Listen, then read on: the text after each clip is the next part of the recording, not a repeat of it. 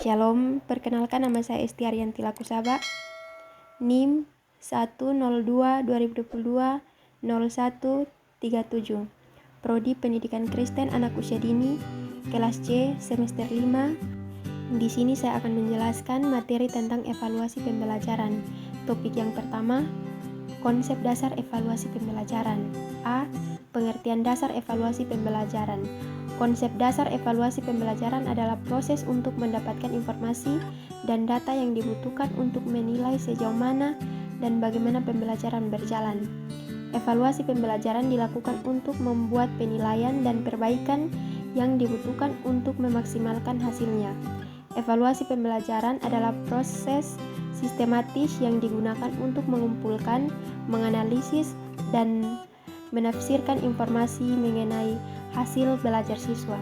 Evaluasi bertujuan untuk menentukan sejauh mana tujuan pembelajaran telah tercapai.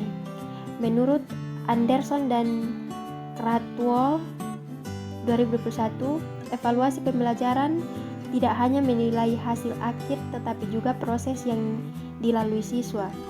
Bagian B, konsep evaluasi pembelajaran. Evaluasi pembelajaran memiliki beberapa komponen kunci. Yang pertama, tujuan atau menetapkan tujuan yang ingin dicapai. Yang kedua, kriteria penilaian atau standar yang digunakan untuk menilai kinerja siswa. Yang ketiga, metode evaluasi atau teknik yang digunakan seperti tes formatif dan sumatif, observasi dan penugasan. Smith dan Johnson 2022 menjelaskan bahwa evaluasi harus terintegrasi dalam proses pembelajaran untuk memberikan umpan balik yang konstruktif. Bagian C, contoh evaluasi pembelajaran. Yang pertama, tes sumatif. Tes sumatif memang dapat menunjukkan kemajuan atau hasil belajar siswa dalam mata pelajaran tertentu. Selain itu, tes sumatif berfungsi memberikan bahan laporan kepada berbagai pihak, khususnya kepada orang tua siswa. Evaluasi sumatif atau ujian akhir semester, proyek besar, dan presentasi.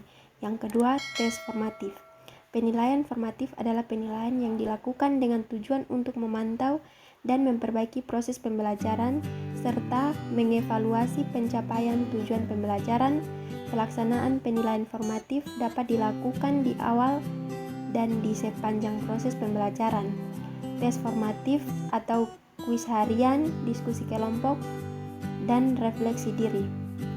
Topik yang berikut, ruang lingkup pembelajaran, pengukuran, penilaian, dan evaluasi. Pengukuran adalah penentuan besaran, dimensi, atau kapasitas, biasanya terhadap suatu standar atau satuan pengukuran. Pengukuran tidak hanya terbatas pada kuantitas fisik, tetapi juga dapat diperluas untuk mengukur hampir semua benda yang bisa dibayangkan, seperti tingkat ketidakpastian atau kepercayaan konsumen. Fungsi dan tujuan pengukuran. Mendapatkan hasil perbandingan atau nilai yang diperoleh ketika pengukuran tersebut selesai dilakukan. Pengukuran bertujuan untuk membandingkan sesuatu dengan satu ukuran yang serupa. B. Pengertian penilaian. Penilaian pendidikan merupakan rangkaian kegiatan untuk memperoleh, menganalisis, dan menafsirkan data tentang proses dan hasil belajar peserta didik yang dilakukan secara sistematis dan berkesinambungan. Hasil dari penilaian ini selanjutnya digunakan sebagai informasi yang bermakna dan digunakan dalam mengambil keputusan. Manfaat penilaian adalah pendidik bisa memantau perkembangan peserta didik baik dari aspek sikap, pengetahuan, dan keterampilan. Tujuan penilaian yang pertama menilai ketercapaian tujuan, yang kedua mengukur macam-macam aspek belajar yang bervariasi, yang ketiga sebagai sarana untuk mengetahui apa yang siswa telah ketahui. B. Pengertian evaluasi. Brockhart 2022 mendefinisikan evaluasi pendidikan sebagai proses sistematis yang bertujuan untuk mengumpulkan informasi pembelajaran siswa. Ia menekankan pentingnya evaluasi formatif yang memberikan umpan balik untuk membantu memahami kemajuan mereka dan area yang perlu diperbaiki. Tujuan evaluasi pendidikan. Evaluasi pendidikan memiliki beberapa tujuan penting, antara lain, yang pertama mengukur pencapaian tujuan pembelajaran, yang kedua mengidentifikasi kekuatan dan kelemahan program pendidikan, yang ketiga memberikan umpan balik kepada peserta didik, dan pendidik. Yang keempat, meningkatkan kualitas proses belajar mengajar. Yang kelima, membantu pengambilan keputusan terkait kebijakan pendidikan. Yang berikut fungsi evaluasi pendidikan. Yang pertama, mencapai pencapaian siswa atau mengukur sejauh mana siswa telah mencapai tujuan pembelajaran yang ditetapkan. Yang kedua, memberikan umpan balik atau memberikan informasi kepada siswa dan pengajar tentang kemajuan belajar sehingga dapat digunakan untuk perbaikan. Yang ketiga, meningkatkan proses pembelajaran atau mengidentifikasi kekuatan dan kelemahan dalam metode pengajaran sehingga pengajaran dapat disesuaikan untuk meningkatkan efektivitas. Yang berikut evaluasi pendidikan adalah suatu tindakan atau suatu proses untuk menentukan nilai daripada sesuatu. Menurut Brown dan Wan, bahwa sebagai suatu tindakan atau proses untuk menentukan nilai atau segala sesuatu yang berhubungan dengan dunia pendidikan. Dalam arti luas, evaluasi adalah suatu proses merencanakan, memperoleh, dan menyediakan informasi yang sangat diperlukan untuk membuat suatu keputusan. Nana Surjana menjelaskan bahwa evaluasi pada dasarnya memberikan pertimbangan atau harga untuk nilai berdasarkan kriteria tertentu. Tujuan tersebut dinyatakan dalam rumusan tingkah laku yang diharapkan dimiliki peserta didik setelah menyelesaikan pengalaman belajarnya. Tujuan evaluasi pendidikan: guru dalam melaksanakan evaluasi pembelajaran dengan menggunakan teknik penilaian kompetensi sikap, teknik penilaian kompetensi pengetahuan, dan teknik penilaian kompetensi keterampilan. Dalam kaitannya terlepas dari beberapa tujuan, Soekardi menuliskan tentunya ada 6 tujuan evaluasi dalam kaitannya dengan belajar mengajar. Tujuan tersebut adalah: yang pertama, menilai ketercapaian tujuan. Yang kedua, mengevaluasi pengukur aspek-aspek belajar yang bervariasi. Yang ketiga, mengevaluasi sebagai sarana untuk mengetahui apa yang siswa ketahui. Yang keempat, mengevaluasi dalam memotivasi belajar siswa. Guru harus menguasai bermacam-macam teknik evaluasi. Yang kelima, mengevaluasi dalam menyediakan informasi untuk layanan bimbingan dan konseling informasi yang diperlukan berkaitan dengan problem pribadi seperti data, kemampuan, kualitas pribadi, adaptasi sosial, kemampuan membaca, dan skor hasil belajar. Yang keenam, menjadikan hasil evaluasi sebagai dasar perubahan kurikulum. Dari tujuan evaluasi tersebut, kaitannya dengan proses belajar mengajar ada bertujuan untuk guru, ada kaitannya dengan siswa, dan ada kaitannya dengan pihak sekolah. Jika dilihat dari aspek yang berwenang dengan melakukan evaluasi, tentunya tidak hanya guru saja, melainkan sekolah dan pemerintah juga berwenang melakukan evaluasi sesuai peraturan Menteri Pendidikan dan Kebudayaan. Topik yang berikut adalah prinsip-prinsip evaluasi pembelajaran. Evaluasi adalah suatu proses, yakni proses menentukan sampai berapa jauh kemampuan yang dapat dicapai oleh siswa dan proses belajar mengajar. Kemampuan yang diharapkan tersebut sebelumnya sudah diterapkan secara operasional. Selanjutnya juga diterapkan patokan pengukuran hingga dapat diperoleh penilaian. Karena itu, dalam evaluasi diperlukan prinsip-prinsip sebagai petunjuk agar dalam pelaksanaan evaluasi dapat lebih efektif. Tujuan yang dilakukannya evaluasi pembelajaran yaitu untuk menciptakan kegiatan belajar mengajar yang lebih baik ke depannya. Untuk mendapatkan hasil evaluasi yang akurat dan baik, maka evaluasi harus berhubungan dengan beberapa prinsip. Pendapat Grunlaut dan Lin 2022 yang telah diulas oleh Massidjo melalui buku penilaian pencapaian hasil belajar siswa di sekolah, setidaknya terdapat 5 hal yang menjadi prinsip dalam melakukan evaluasi pembelajaran. Kelima hal tersebut terdiri dari: yang pertama, komprehensif. Komprehensif berarti menyeluruh, sehingga evaluasi terhadap pembelajaran harus dilakukan pada semua aspek. Evaluasi hendaknya dilakukan terhadap seluruh aspek yang ada pada siswa, yaitu kognitif, afeksi, dan juga psikomotorik. Yang kedua, adil dan objektif. Prinsip evaluasi pembelajaran juga harus memenuhi unsur keadilan dan objektivitas untuk semua siswa. Seorang guru yang melakukan evaluasi pembelajaran pada siswa tidak boleh membeda-bedakan satu dengan lainnya seperti ras, suku, kemampuan akademik, dan lain-lain. Contohnya, guru dan siswa memiliki hubungan darah atau keluarga. Guru memberikan nilai yang lebih bagus pada siswa tersebut dibandingkan yang lain. Hal seperti ini tidak boleh dilakukan karena tidak memenuhi prinsip keadilan dan objektif dalam evaluasi pembelajaran.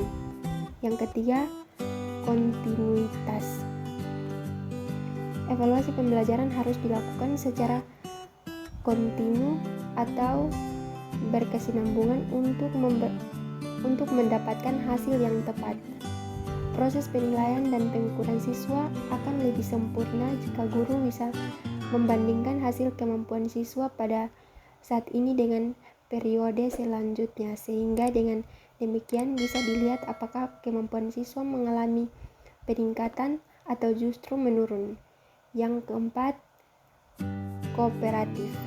Evaluasi pembelajaran yang dilakukan tidak akan bisa mendapatkan hasil yang sempurna jika seorang guru melakukannya sendiri. Diperlukan kerjasama yang baik antara guru mata pelajaran dengan pihak-pihak lainnya seperti guru BK, wali kelas, keluarga siswa, kepala sekolah, bahkan elemen lainnya yang terkait. Tentunya agar kerjasama tersebut bisa berjalan dengan baik, guru harus mampu berkomunikasi dengan berbagai pihak yang terkait seefektif mungkin. Yang kelima, praktis. Adapun yang dimaksud dengan praktis adalah guru hendaknya mempergunakan alat evaluasi pembelajaran yang mudah diaplikasikan, dipahami, dan dimengerti oleh siswa. Sebaiknya guru membuat soal-soal evaluasi dengan bahasa yang umum agar mudah dipahami maksudnya. Topik yang berikut adalah teknik, prosedur, dan pemanfaatan hasil belajar peserta didik PAUD. Yang pertama, teknik penilaian di PAUD. Teknik penilaian adalah cara untuk menguatkan kemampuan peserta didik dalam menunjukkan apa yang mereka mengerti dan bisa dilakukan. Penilaian merupakan proses yang sistematis dan berkelanjutan untuk mengumpulkan informasi tentang hasil dan proses belajar peserta didik. Pengertian teknik penilaian menurut para ahli. A. Anita Yus 2023 mengatakan bahwa teknik penilaian adalah cara untuk mencari tahu informasi perkembangan anak dalam kegiatan pembelajaran. B. Surjana 2001 menyatakan bahwa teknik penilaian adalah alat atau cara yang digunakan menilai hasil belajar yang bertujuan untuk mengetahui kemampuan siswa dalam memahami yang diajarkan. Yang berikut teknik penilaian yang dapat digunakan untuk anak usia dini di PAUD antara lain: 1. Observasi atau pengamatan langsung untuk mengumpulkan data tentang aspek perkembangan anak dalam berbagai kegiatan. Contohnya ketika dalam proses pembelajaran dan guru memberikan sebuah kegiatan permainan dan di situ guru mengamati bagaimana perkembangan anak, apakah mengalami peningkatan atau keterlambatan. B. Unjuk kerja. Unjuk rasa di PAUD bisa berupa kegiatan di mana anak-anak mengungkapkan perasaan mereka tentang apa yang mereka lihat dan rasakan. Contohnya guru mengajak anak-anak untuk bermain bersama. Setelah itu guru menanyakan perasaan mereka, apakah anak-anak senang atau tidak, dan juga memberikan anak kesempatan untuk menceritakan kembali. C. Wawancara. Wawancara adalah teknik penilaian yang melibatkan percakapan langsung dengan anak atau orang tua untuk mendapatkan informasi tentang perkembangan anak. Contohnya, guru memanggil orang tua ke sekolah untuk menanyakan bagaimana perkembangan anak di rumah dan kebiasaan anak di rumah. D. Catatan anekdot. Catatan anekdot adalah catatan singkat yang mencatat momen penting atau kejadian tertentu yang menggambarkan perkembangan atau perilaku anak. Contohnya, guru mencatat kembali momen-momen penting atau tanggal dan jenis kegiatan yang pernah dilakukan sehingga pada waktu evaluasi dapat dilihat kembali. Portofolio adalah kumpulan karya atau hasil pekerjaan anak yang didokumentasikan secara sistematis untuk menilai perkembangan anak dari waktu ke waktu. Contohnya, guru mengumpulkan hasil belajar anak seperti gambar, tulisan, dan hasil karya anak. Sosiometri adalah teknik untuk mengumpulkan data untuk mempelajari hubungan sosial antara anak individu dalam sebuah kelompok. Contoh, guru mengarahkan anak untuk saling membantu di mana ketika ada teman yang kesusahan harus saling membantu. Pemberian tugas.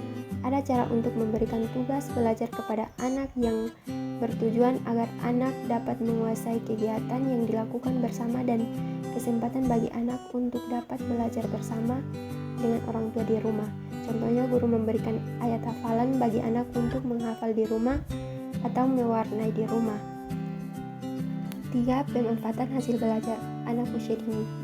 Pemanfaatan hasil belajar peserta didik PAUD merupakan langkah penting dalam memaksimalkan proses pembelajaran dan mencapai tujuan pendidikan. Informasi yang diperoleh dari penilaian hasil belajar dapat digunakan untuk berbagai keperluan, baik untuk meningkatkan kualitas pembelajaran, memetakan perkembangan anak, maupun untuk mendukung pengambilan keputusan terkait pendidikan anak. Topik yang berikut adalah jenis-jenis evaluasi. Pengertian evaluasi. Evaluasi pendidikan adalah suatu tindakan atau suatu proses untuk menentukan nilai daripada sesuatu menurut Brown dan Wan bahwa sebagai suatu tindakan atau proses untuk menentukan nilai atau segala sesuatu yang berhubungan dengan dunia pendidikan. Dalam arti luas, evaluasi adalah suatu proses merencanakan, memperoleh, dan menyediakan informasi yang sangat diperlukan untuk membuat suatu keputusan. Berikut ini beberapa pengertian dari istilah-istilah tersebut. Yang pertama, pengukuran. Pengukuran adalah kegiatan penentu angka dari satu objek yang akan diukur, yaitu membandingkan sesuatu dengan satu ukuran dan bersifat kuantitatif.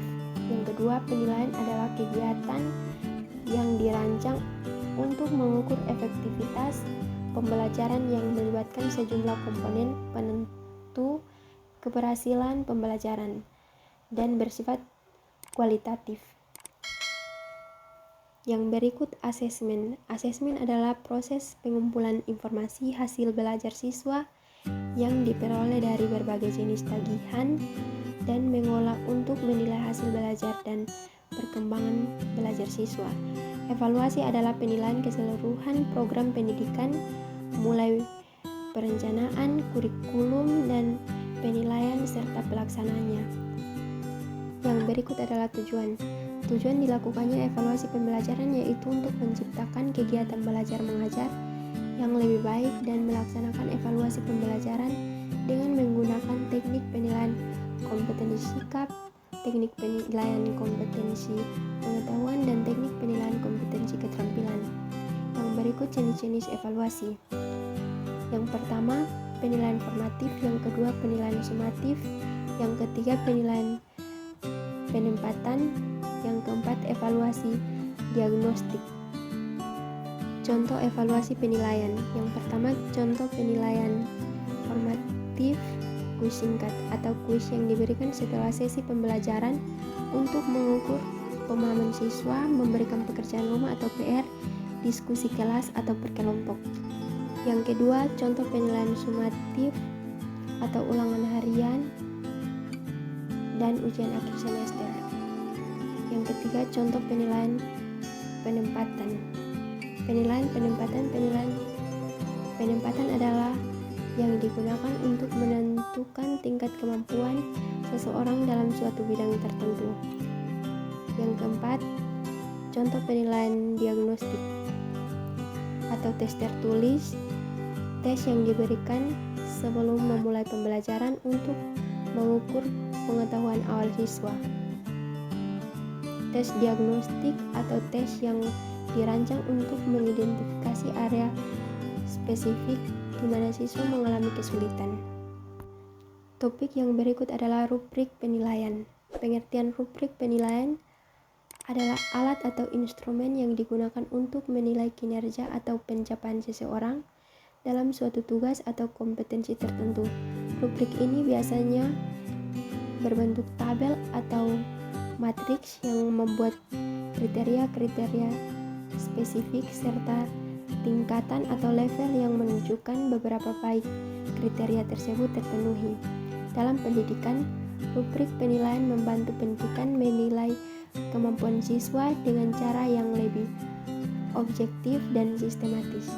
Sedangkan rubrik penilaian di PAUD atau pendidikan anak usia dini adalah alat atau instrumen yang digunakan untuk menilai perkembangan dan pencapaian anak usia dini dalam berbagai aspek seperti aspek kognitif, bahasa, motorik, sosial emosional, serta perkembangan nilai dan karakter. Rubrik ini umumnya berbentuk tabel atau matriks yang membuat kriteria-kriteria tertentu untuk mengukur seberapa baik seseorang dalam mencapai kompetensi yang diharapkan. Pengertian rubrik penilaian menurut para ahli. Menurut teori Brockhart 2024 mengatakan bahwa rubrik penilaian yang baik tidak hanya membantu dalam penilaian tetapi juga berfungsi sebagai alat pengajaran yang efektif. Pengertian rubrik penilaian PAUD menurut pendapat para ahli.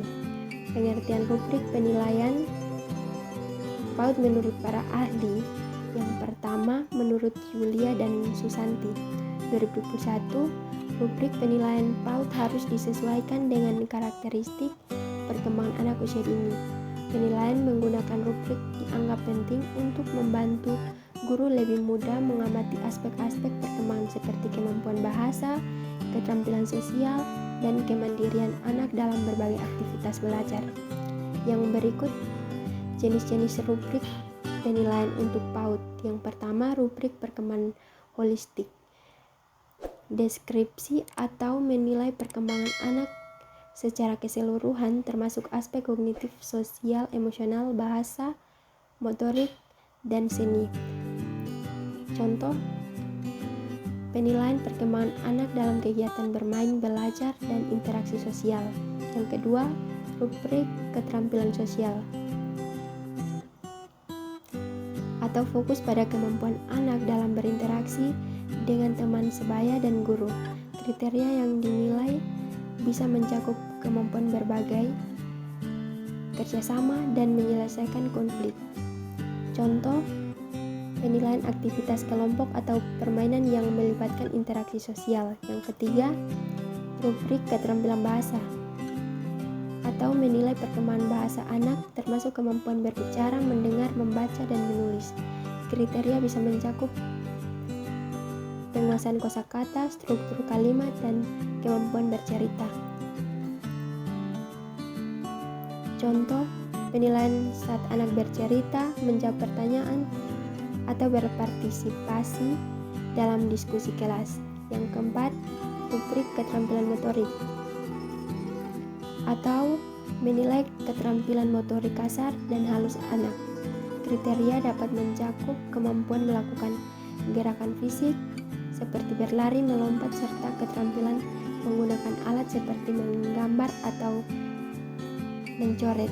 Contoh, penilaian aktivitas fisik seperti bermain di luar ruangan atau kegiatan seni. Yang kelima, rubrik kreativitas dan imajinasi atau menilai kemampuan anak dalam berkreasi dan berimajinasi melalui berbagai aktivitas seperti seni, drama, atau permainan peran. Contoh, penilaian hasil karya seni atau pertunjukan drama yang dibuat oleh anak. Yang keenam, rubrik penilaian portofolio atau mengumpulkan berbagai contoh karya dan aktivitas anak selama periode tertentu untuk menunjukkan perkembangan dan pencapaian mereka. Contoh, penilaian portofolio siswa untuk menunjukkan perkembangan dalam berbagai aspek. Topik yang berikut adalah alat ukur penilaian evaluasi di PAUD. Penilaian evaluasi di PAUD bertujuan untuk memantau dan meningkatkan perkembangan anak. Alat ukur yang tepat dapat memberikan gambaran objektif tentang kemajuan anak dalam berbagai aspek. Pentingnya penilaian evaluasi di PAUD: yang pertama, memahami kemajuan. Yang kedua, strategi pembelajaran. Yang ketiga, meningkatkan kualitas. Yang berikut adalah jenis-jenis alat ukur penilaian evaluasi. Yang pertama, observasi dan catatan anekdot, melibatkan pengamatan langsung terhadap perilaku anak dalam berbagai situasi. Yang kedua, portofolio dan checklist perkembangan, mengumpulkan karya dan dokumentasi perkembangan anak untuk melacak kemajuan. Yang ketiga, untuk kerja dan penugasan, menilai kemampuan anak dalam menyelesaikan tugas atau menunjukkan keterampilan. Yang keempat adalah penilaian berbasis dokumentasi, menggunakan data dan dokumentasi terkait perkembangan anak seperti laporan orang tua. Yang berikut adalah penerapan alat ukur penilaian yang efektif. Yang pertama adalah berikan umpan balik, yang kedua adalah kerjasama, yang ketiga adaptasi. Pendapat para ahli: yang pertama, menurut Noviarasi 2001 menyatakan proses penilaian atau asesmen ini dilakukan untuk mengevaluasi kemampuan anak dan mengumpulkan data sebanyak-banyaknya tentang proses kegiatan dan tahap perkembangan yang dilalui anak. Yang kedua, Sugiono 2010 menyatakan bahwa penilaian perkembangan anak pada pembelajaran anak usia dini pada dasarnya lebih tepat disebut dengan istilah asesmen perkembangan. Asesmen pada pendidikan anak usia dini merupakan suatu proses kegiatan yang bertujuan untuk mengumpulkan data atau bukti-bukti tentang perkembangan dan hasil belajar yang berkaitan dengan perkembangan anak usia dini.